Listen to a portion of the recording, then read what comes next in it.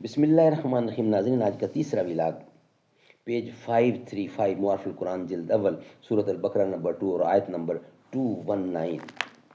ناظرین، اس کتاب کا نام ہے معارف القرآن جلد اول، سورۃ الفاتحہ سے لے کر سورۃ البقرہ تک، پارہ اول تا پارہ تیسرا، رکوع 8واں، اور رائٹر ہیں اس کتاب کے حضرت مولانا مفتی محمد شفیع صاحب رحمۃ اللہ علیہ، جو کہ مفتی اعظم پاکستان ہیں۔ بسم اللہ الرحمن الرحیم۔ الحمد للہ وکفی وسلام علی عبادہ الذین اصطفی۔ قال النبی صلی اللہ علیہ وسلم خیرکم من تعلم القرآن وعلمہ۔ بہترین لوگ وہ ہیں جو خود بھی قرآن پڑھیں، دوسروں کو پڑھائیں، سکھائیں اور لکھائیں۔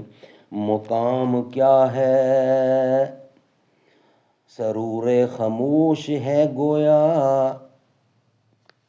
مقام کیا ہے سرور خاموش ہے گویا، شجر یہ انجمن بے خروش ہے گویا، رواں ہے سینہ دریا پہ ایک سفینہ تیز، ہوا ہے موج سے ملاح جس کا گر میں ستیز، سبک روی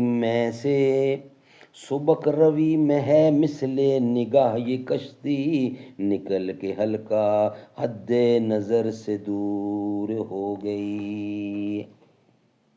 ناظرین، ہیڈنگ ہمارا چل رہا ہے کہ حرمت کمار، اسی کا ویلاگ نمبر 3 آپ کے سامنے رکھ رہے ہیں، پیج 535۔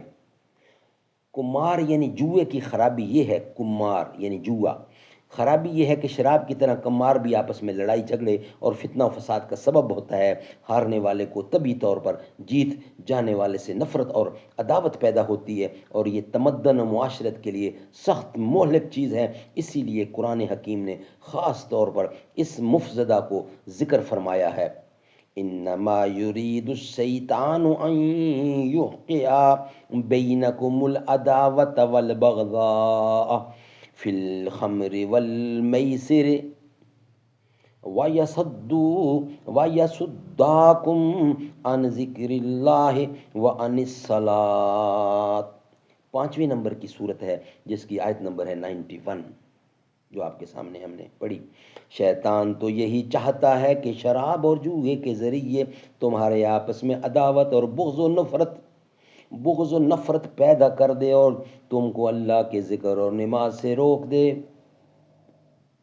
اسی طرح کمار کا ایک لازمی اثر یہ ہے کہ شراب کی طرح آدمی اس میں مست ہو کر ذکر اللہ اور نماز سے غافل ہو جاتا ہے، اور شاید یہی وجہ ہے کہ قرآن کریم نے شراب اور کمار کو ایک ہی جگہ ایک انداز سے ذکر فرمایا ہے کہ معنوی طور پر کمار کا بھی ایک نشہ ہوتا ہے جو آدمی کو اس کے بھلے برے کی فکر سے غافل کر دیتا ہے۔ مذکورہ آیت میں بھی ان دونوں چیزوں کو جمع کر کے دونوں کے یہ مفاسد ذکر فرمائے ہیں کہ وہ آپس کی عداوت و بغض کا سبب بنتی ہے اور ذکر اللہ اور نماز سے مانع بن جاتی ہے۔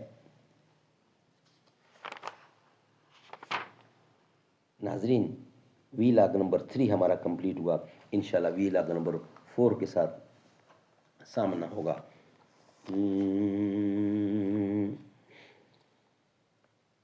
تیرا سکہ رواں کل جہاں میں ہوا، اس زمین میں ہوا آسماں میں ہوا، کیا عرب کیا عجب سب ہے زیر نگی، اے رسول امی خاتم المرسلین، تجھ سا کوئی